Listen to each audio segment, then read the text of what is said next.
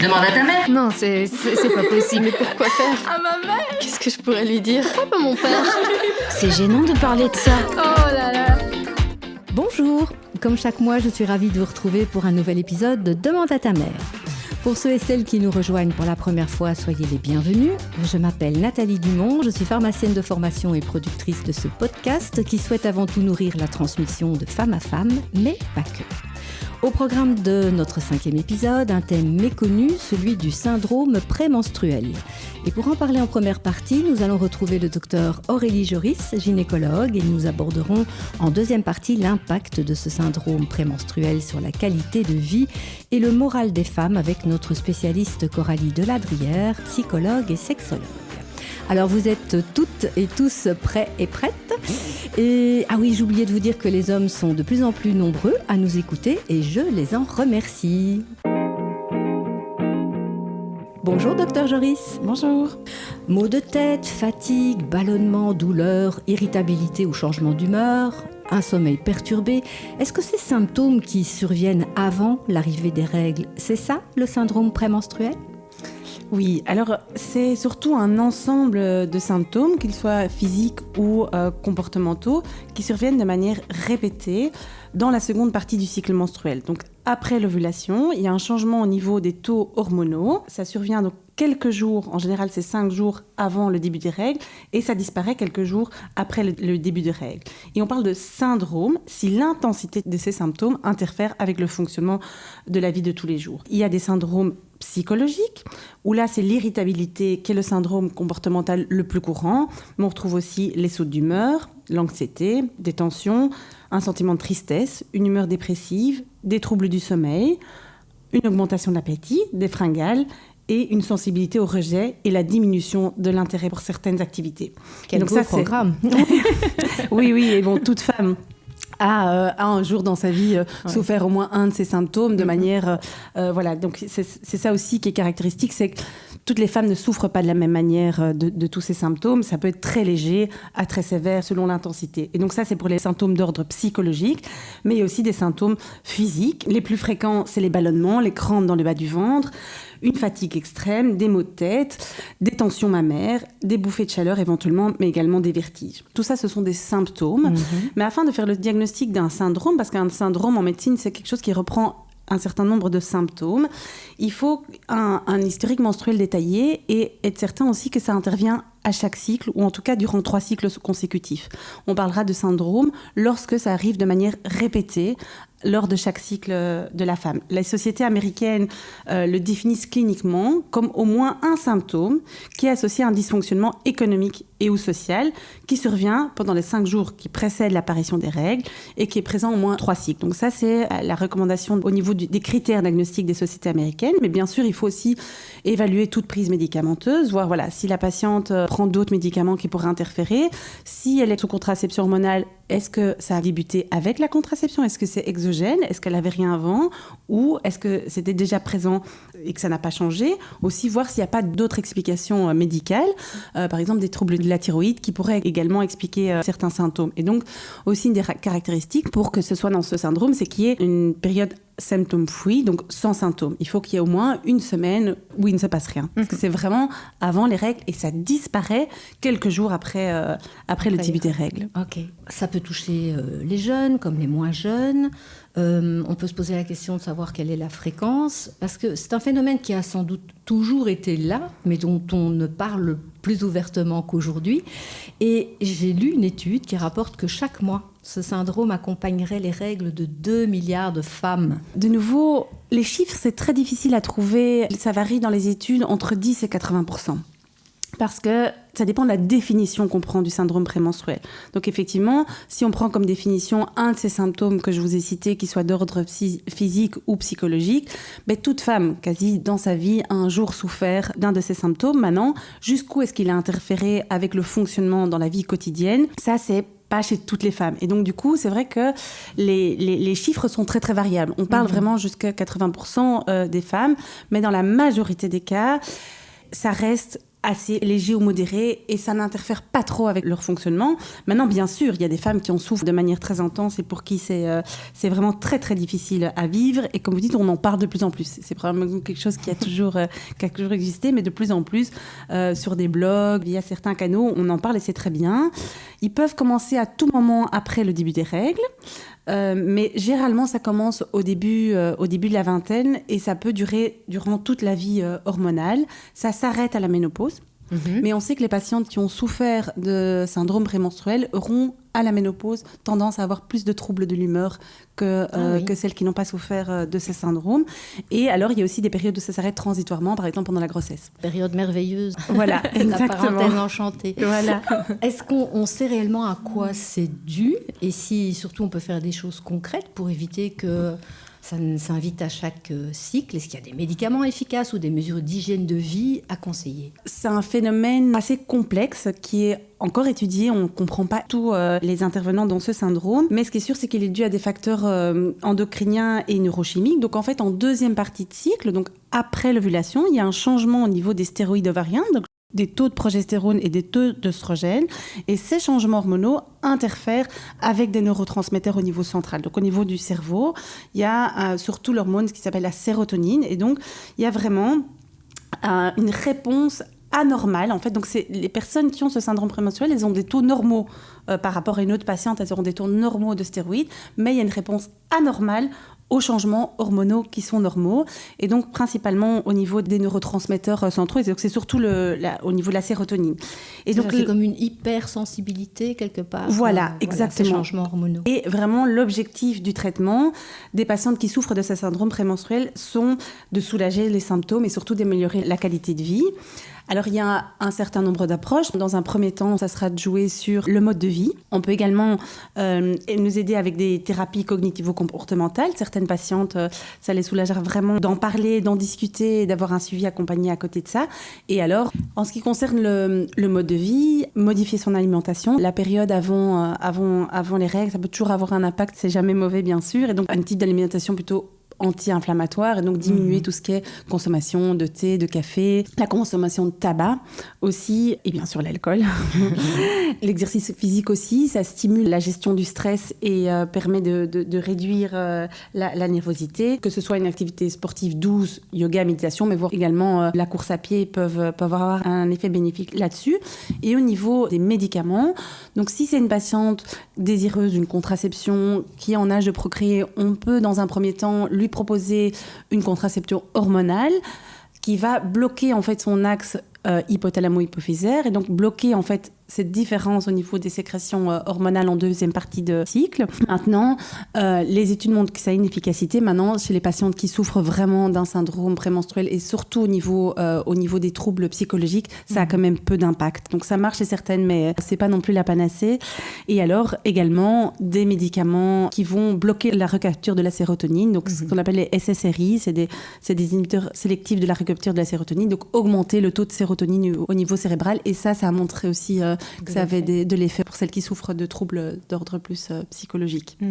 Et bien sûr, les petites choses que les femmes connaissent aussi, quand on a mal dans le bas du ventre, mettre une bouillotte d'eau chaude, ça fait du bien. Les anti-inflammatoires, ça marche. Voilà, de grand-mère. Ou bien même les anti-inflammatoires, ça marche quand même très très bien pour les douleurs de règles. Donc les femmes qui souffrent de douleurs de règles, la prise d'anti-inflammatoires, que ce soit de manière, si c'est 2-3 jours sur le cycle, ça a quand même peu d'impact peu de risque au niveau médical de prendre ça. C'est bien de le rappeler.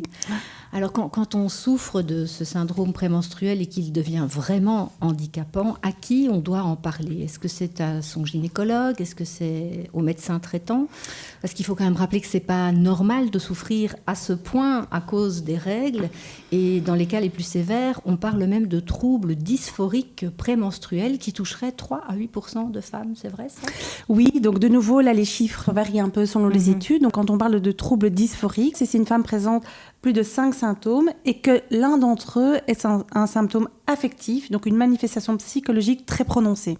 Par exemple, des sauts d'humeur, de la colère, de l'irritabilité, un sentiment de désespoir. Et ça, vraiment, c'est surtout si le côté psychologique est mis en avant et qu'il y a 5 symptômes. Et donc, c'est vraiment des femmes qui sont d'humeur... voilà, c'est horrible. C'est vraiment très dur. On les reconnaît pas, exactement. On les reconnaît pas. Et donc là, les chiffres, effectivement, entre 2 à 8% dans certaines études. Alors, il faut en parler. C'est vraiment très important, ne fût-ce que déjà à son entourage, à des amis qui... Le fait aussi de savoir que c'est reconnu, que ça existe, qu'on ne sait pas dans notre tête, qu'on n'est pas folle, qu'on n'est pas hystérique, que c'est quelque chose, voilà, que c'est quelque chose qui peut arriver. Ouais. C'est rassurant aussi de se dire des petites choses. Tiens, moi, j'ai fait ça, ça a marché. Souvent, c'est souvent des petites recettes. Souvent, les amis me disent, ben voilà, moi, une copine m'a dit d'utiliser la sauge, des tisanes de sauge, ça marche bien, voilà. Donc, vraiment des petits trucs. Donc, déjà, on peut en parler. Et bien sûr, à son médecin, à son gynécologue, déjà, qui va permettre de voir s'il n'y a pas autre chose derrière. Donc, il va permettre de poser le diagnostic aussi, de se dire, bien, tiens, non, en fait, c'est tout le temps dans le cycle, ou est-ce que, donc, du coup, est-ce qu'il n'y a pas autre chose qui peut l'expliquer? Ça n'a rien d'une fatalité. Et souvent, les patientes disent aussi, le fait que je sois reconnue là-dedans, savoir que ça peut arriver, que c'est normal, mais ça m'aide à mieux le vivre parce que quand on propose des traitements hormonaux, voire même, c'est vrai que c'est une sorte d'antidépresseur, les CCRI, et donc les patientes sont très réticentes à prendre ça. Donc il y en a certaines quand même qui préfèrent se dire, ben voilà, je préfère essayer d'autres choses et ils n'ont pas envie d'avoir recours à ça, mais le fait de le savoir que c'est quelque chose qui existe, qui est reconnu, les soulage déjà d'une certaine manière dans cette prise en charge. Alors c'est vrai que quand on surfe sur Internet, on trouve pas mal de sites sur ce thème et on y trouve aussi des conseils, hygiéno-diététiques bien sûr. Est-ce que vous, sur le terrain, dans vos consultations, vous voyez des patientes qui parviennent à améliorer leur situation en faisant justement, vous en parliez tout à l'heure, du sport ou une activité physique régulière, éviter le tabac, on le dit, l'alcool et les excitants, ou en apprenant à gérer leur stress. Vous le voyez réellement dans vos patientes? Oui, alors c'est vrai qu'il n'y a pas vraiment un traitement qui va éliminer totalement le syndrome. Maintenant, garder une bonne hygiène de vie, c'est toujours bon. C'est toujours bénéfique. Et ça peut vraiment aider à mieux le vivre et à le soulager. Donc ça, je le vois souvent. Maintenant, ça reste quand c'est quand même modéré. Quand c'est pas des patientes qui souffrent d'un syndrome dysphorique, ça, c'est plus compliqué. Mais donc, dans celles qui souffrent de ces symptômes légers à modérés, le fait de bien manger, de dormir. Donc, il faut vraiment s'écouter aussi à cette partie du cycle. On est plus fatigué et il faut s'écouter. On est plus fragile. Et voilà, ne pas accepter une sortie si on ne se sent pas, on ne le sent pas. Et vraiment, je crois qu'il faut aussi de plus en plus être à l'écoute de son corps et de ses sensations. C'est là, ça nous dit, ben voilà, il faut un peu peut-être lever le pied et tout ça permet de soulager. C'est vrai que moi, j'ai quand même beaucoup de patientes qui se sont mis à faire des activités du style yoga et méditation et ça les a vraiment beaucoup aidées dans la gestion de ça parce que de faire diminuer aussi le stress lié à ça permet de mieux... et d'être connecté à soi, voilà. Finalement. Exactement, et ça permet vraiment de diminuer ces symptômes, cet inconfort. Et maintenant, il y a des petites choses. Alors, les grosses études n'ont pas montré vraiment une efficacité, mais beaucoup de patientes parlent que la sauge, le fait de prendre du gâtillier aussi, les huiles essentielles au niveau gâtillier, la supplémentation en magnésium. Oui. Et en huile de nagre peut avoir certains quand même effets sur les symptômes. Ça donne quand même de l'espoir de pouvoir traverser ces périodes un peu mieux. Alors, j'aimerais qu'on termine peut-être cette partie en disant qu'il ne faut pas prendre l'habitude de rien dire et de continuer à subir parce qu'on est une femme. Il faut arrêter de prendre sur soi. C'est encore tellement ancré dans nos cultures et nos sociétés. Et on évoque d'ailleurs assez souvent aussi l'anxiété prémenstruelle. Est-ce qu'on peut considérer ça comme un problème de santé publique, comme on le dit ? Oui, d'une certaine manière, effectivement, c'est quelque chose dont beaucoup de femmes souffrent. Il faut en parler, il ne faut pas avoir peur. Ce n'est pas un mal nécessaire. Souffrir, ça n'a rien d'acceptable. Il ne faut pas se laisser aller. Effectivement, c'est quelque chose qui peut prendre beaucoup d'ampleur. Et il faut en parler, il faut en discuter. Et il y a des solutions, voilà, des petits trucs qu'on peut mettre en place dans sa vie de tous les jours qui peuvent vraiment aider à mieux le vivre. Maintenant, il n'y a pas encore malheureusement de médicaments miracles qui guérit vraiment le syndrome prémenstruel. Donc certaines, la contraception, ça va les soulager, vraiment, ça va les aider là-dedans. D'autres, ça aura peu d'effet. Et si c'est très fort, effectivement, ben voilà, il y en a qui seront vraiment aidés avec un traitement à base d'essais séries. Il ne faut pas avoir peur de le tester. Et ce n'est pas quelque chose dont on a une dépendance non plus. Oui, il ne faut pas voir ça comme un antidépresseur en voilà, soi, mais en plutôt soi, exactement, un médicament régulateur. Et qui peut vraiment faire un effet. En fait, j'ai presque envie de dire, plus on en parlera, plus ça servira à la cause et plus peut-être ça intéressera les scientifiques à chercher des choses pour nous aider plus concrètement encore. Vrai. Alors, un dernier petit conseil motivant. Vous en avez un qui vous vient là, comme ça ? Oui, peut-être que je pense que le plus important, c'est d'écouter son corps, d'écouter ce que notre corps a à nous dire. Et si à un moment, on n'est pas bien, il faut ralentir, il faut mettre des choses en place, que ce soit des petites choses, une activité physique, aller dormir plus tôt. Et je pense qu'il faut vraiment apprendre à s'écouter et à voir ce qui est le mieux pour nous. Voilà, un petit peu de sagesse. Un peu de sagesse, oui. Merci Aurélie Joris.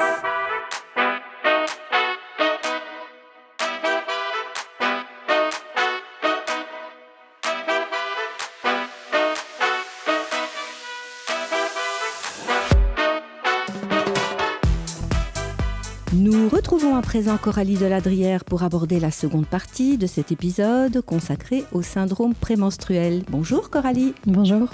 Nous allons parler du sujet sous l'angle de la qualité de vie et des difficultés émotionnelles qui l'accompagnent. Alors la première question qui me vient à l'esprit est pourquoi le syndrome prémenstruel est encore aujourd'hui si tabou ? Est-ce parce qu'il renvoie aux règles, dont on parle assez peu finalement dans notre société, excepté pour nous vendre des protections périodiques à la télé ? Potentiellement, en effet, la question du tabou, mais comme on l'a déjà discuté dans un autre podcast, c'est le silence qui se trouve en fait autour des règles, autour de l'intimité féminine, autour du fait que finalement, de génération en génération, on transmet ce secret, cette obligation d'être discrète quand on a ces règles. Les fameux ragnagnas ou autres vocables qu'on utilise régulièrement pour les désigner, ou les Anglaises débarquent, comme certains disent, et qui montre à quel point ça doit être discret, secret et surtout pas exprimé comme tel, c'est-à-dire utiliser vraiment le terme règle qui n'est pas du tout sale ou gênant. En fait, on pourrait vraiment utiliser ce terme. On est 2 milliards de femmes sur cette terre, donc je pense que c'est quand même normal qu'on puisse en parler de cette façon-là et ça nous concerne toutes. Alors je pense que le tabou, c'est une chose, mais je pense peut-être aussi que c'est lié à la méconnaissance, parce que comme je le dis, le fait qu'on n'en parle pas parce que c'est secret, et que c'est entendu de génération en génération, fait que finalement on ne connaît pas trop de choses sur le sujet, on ne se documente pas, on est finalement dans l'inconnu, et cet inconnu, cette méconnaissance, elle se transmet aussi de mère à fille. Finalement on fonctionne un peu avec ce qu'on sait, mais on en sait très peu. Je pense que la méconnaissance, le manque d'information est aussi quelque chose qui fait que ça reste flou, cette question de cycle prémenstruel, donc de période prémenstruelle, qui est douloureuse parfois, qui est une période de labilité émotionnelle, on en parlera tout à l'heure, donc cette sensation d'avoir une humeur qui n'est pas très stable, on est sensible, irritable, etc. Il faut pouvoir en parler parce qu'il y a toute une série de moyens, on va dire, pour y faire face. Et surtout, c'est vraiment important parce que comme on n'en parle pas, quelque part, il y a une sorte de retard en fait, de diagnostic dans des cas plus extrêmes, donc des situations qui nécessitent vraiment un traitement. Puis le fait d'en parler, ça peut sans doute aussi permettre de mieux comprendre pour celui ou celle qui vit dans l'entourage qu'effectivement, c'est pas tout à fait de la faute de la personne qui subit ces symptômes, mais voilà, ça lui tombe dessus, elle fait ce qu'elle peut avec, c'est lié à ce cycle. Il y a tout à fait ça, et c'est aussi la question de l'étiquette. On dit souvent que ce vocable qu'on utilisait tout à l'heure, elle a ses ragnagnas. Elle a ses ragnagnas, ça veut dire, elle est sensible, elle va être, si je puis dire, chiante, ça va être compliqué avec la personne pendant cette période. Alors qu'en réalité, c'est pas le cas. Il y a des femmes qui ne sont pas du tout sensibles au niveau émotionnel durant cette période, mais on a très vite fait finalement de faire un raccourci et de penser que c'est toujours lié à ces règles. Oui, parce que ça ne touche pas non plus toutes les femmes. En effet. Fort heureusement, j'ai envie de dire. Oui. Tous ces symptômes qui se répètent ou qui s'invitent dans les cycles perturbent beaucoup la vie sociale, professionnelle et familiale des femmes.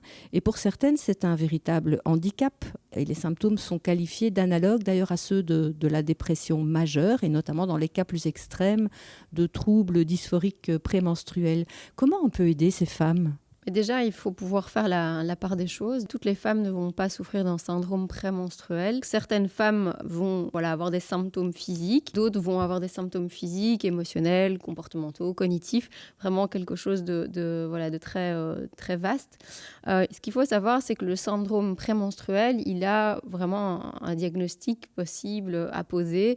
On dit que c'est entre 1 et 4 symptômes qui sont justement variés, comme les symptômes physiques, émotionnels, les troubles du comportement ou des troubles cognitifs.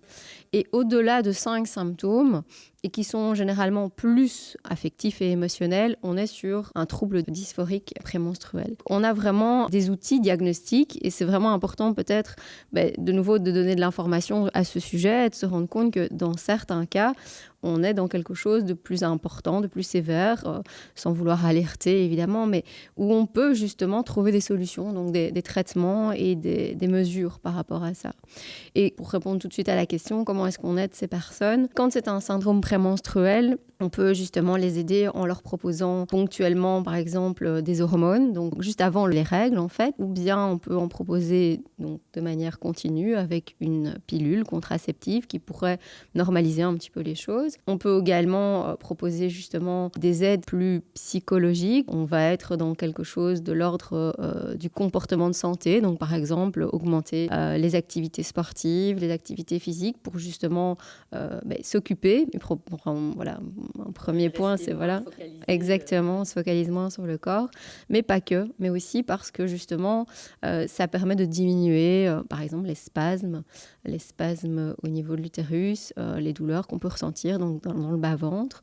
Donc ça a été montré, mais surtout parce qu'on va se sentir bien pendant le sport en fait. Il va y avoir une série de réactions biochimiques, si je puis dire, qui vont permettre justement que la femme se sente mieux pendant cette période-là.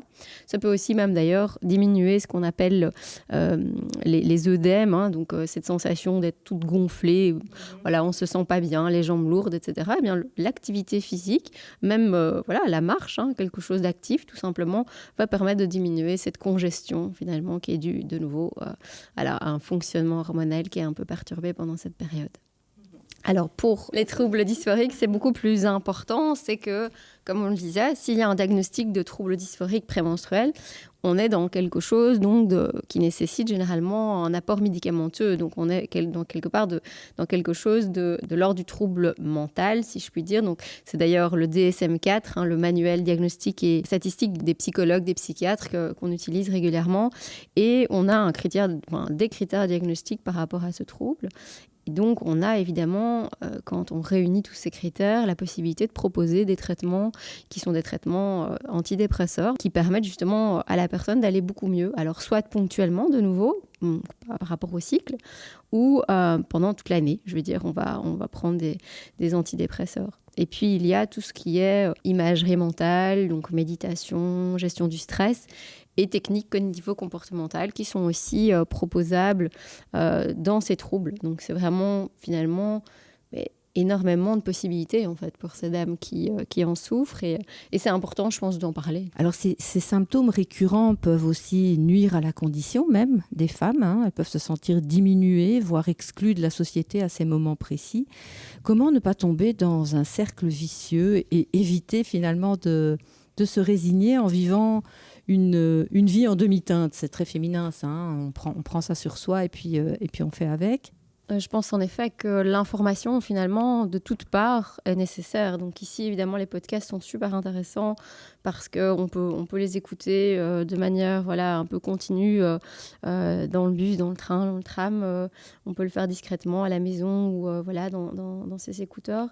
C'est vraiment hyper important de se rendre compte qu'on n'est pas toute seule à le vivre et de pouvoir s'inspirer des autres. En psychologie, je veux dire, et dans ma pratique en général, j'ai toujours apprécié ce fonctionnement, ce terme qu'on utilise maintenant qui s'appelle l'empowerment. Et selon l'OMS, c'est finalement le fait de redonner du contrôle en fait sur sa propre santé aux gens, que ce soit pour quelqu'un qui a une pathologie ou que ce soit par rapport à des comportements de santé comme ici, le fait de prendre soin finalement de sa féminité et de quelque chose qui revient tous les mois, hein, soyons clairs. Donc il faut que ça soit bien réalisé, que ce soit confortable. L'idée d'être acteur finalement de sa santé, ça vient vraiment se mettre en opposition de cette résignation. Le fait de, comme vous dites, fonctionner en demi-teinte, subir les symptômes, tout ça, c'est quelque chose qui peut vraiment être contrebalancé par la reprise de pouvoir. Et la reprise de pouvoir, c'est quoi ? C'est d'abord de l'information, une information juste, mais une information qui serait liée surtout à la personne elle-même. C'est-à-dire que, comme je le disais, les autres sont une inspiration, mais parfois, il faut vraiment prendre chez les autres une information et en faire la sienne, finalement. C'est de trouver ce qui marche bien pour nous-mêmes.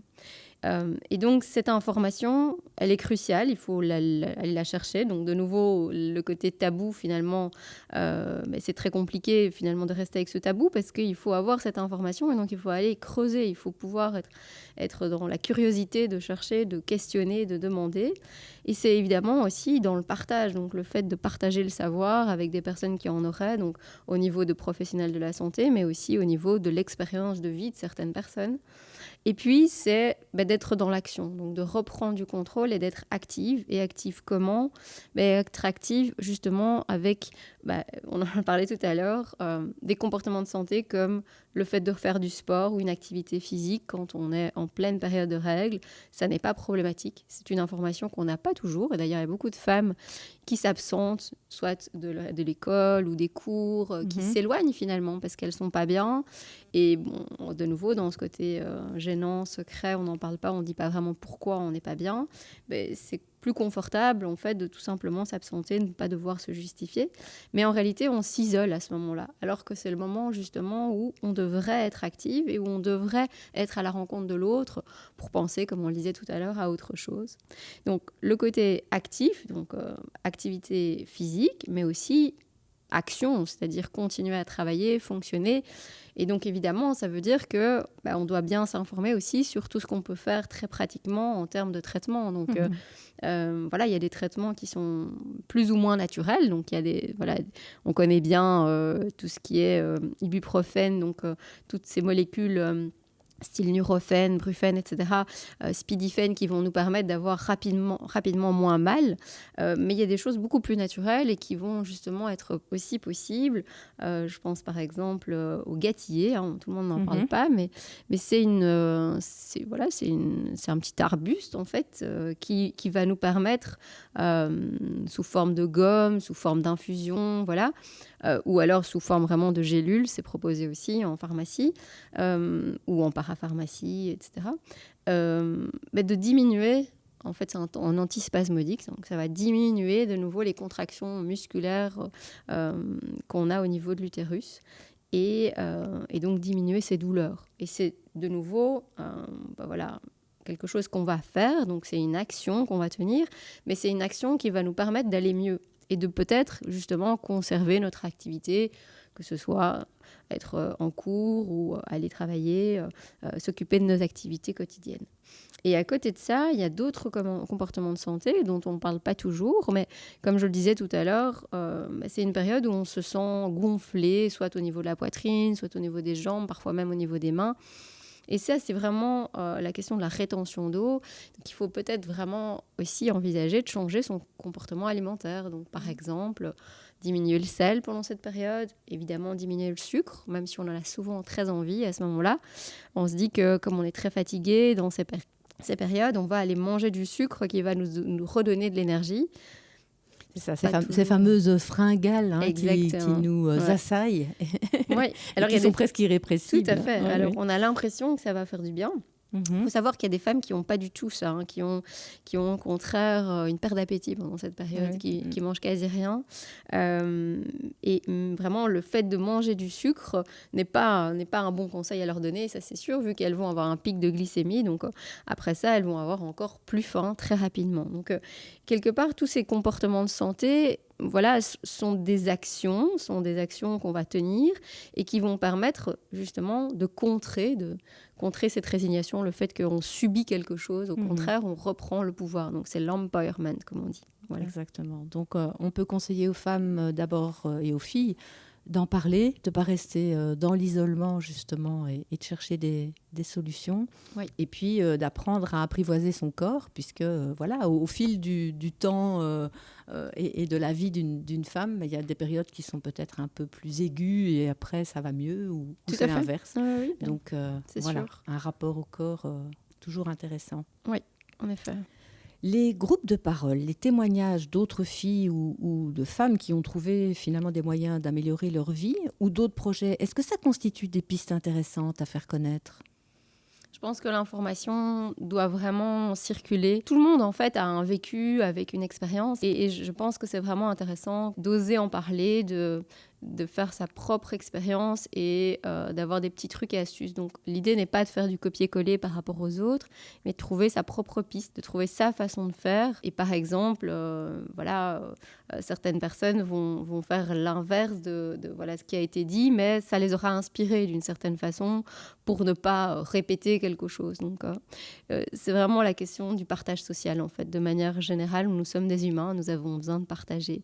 Ces podcasts, par exemple, sont vraiment l'occasion de partager de l'information de manière parfois passive, parfois active, donc justement d'utiliser ce qui a été dit, de reprendre du contrôle sur l'information. Et donc de manière générale, je pense que l'information, elle est extrêmement importante et surtout, il n'y a pas de gêne. On est, je disais, 2 milliards de femmes sur cette terre et on a toute une expérience à partager avec les autres. C'est sûr. Mais donc, s'apprivoiser son corps, essayer de mieux comprendre ce qui arrive et en parler, c'est certainement la première chose à faire. Alors, Coralie, on se quitte sur un dernier petit conseil, peut-être ? Comme je le disais, c'est peut-être d'en parler, d'oser en parler, n'en soyons pas gênés. Donc, ça touche environ 75% des femmes, ces douleurs prémenstruelles, ces inconforts, cette labilité émotionnelle, ces changements d'humeur. Donc c'est vraiment important d'en discuter. Et je pense que, comme je le disais tout à l'heure, chacun a une expérience. Alors je voudrais peut-être parler de la mienne. Moi, par exemple, j'ai eu des règles qui ont été d'emblée très douloureuses. Dès qu'elles sont apparues, elles ont été très difficiles, avec des nausées, des vomissements constants ou quasi constants, donc chaque mois. Et j'étais très seule, en fait. Je ne savais pas très bien quoi faire et je n'étais pas très bien comprise, on va dire. Donc, je m'absentais de l'école régulièrement. Ce jour-là, j'allais à l'école et puis quand ça commençait, finalement, je devais m'éclipser. Il y a un moment donné où j'étais tellement mal au niveau de mes nausées, de mes vomissements, qu'il fallait vraiment que je puisse rentrer.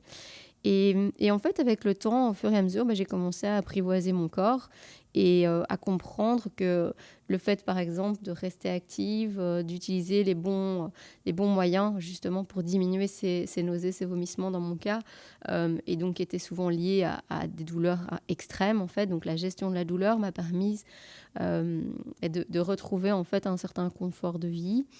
L'activité physique également, le fait que justement au niveau de cette période, je reconnais que comme beaucoup de femmes, j'ai des fringales et que j'ai l'impression que c'est nécessaire et que ça va me faire du bien et de me rendre compte qu'en fait ça ne fait pas du tout du bien d'augmenter mes consommations de sucre. Donc voilà, c'est des essais-erreurs. Je pense que c'est peut-être dommage de le vivre toute seule. Enfin voilà, là je le transmets et j'en suis heureuse, mais en réalité, c'est quelque chose qui doit vraiment être connu par un plus grand nombre. Essayer de se conseiller l'une l'autre. La maman, la mère, elle reste vraiment la référente en fait, dans toutes les lectures qu'on peut faire. De nombreuses femmes retrouvent vraiment des conseils avisés auprès de leur maman et osent justement en parler parce que ce tabou en fait avec les mamans, il est pas là en fait. Donc c'est vraiment important. Très bien, merci beaucoup pour ce partage, ce beau moment d'intimité. Avec plaisir. On se retrouvera très bientôt pour notre 6e épisode. Nous parlerons des infections sexuellement transmissibles, encore un chapitre assez intéressant. Nous le verrons ensemble et avec vous aussi d'ailleurs, Coralie. Donc on vous dit à bientôt et d'ici là, prenez soin de vous et parlez-vous.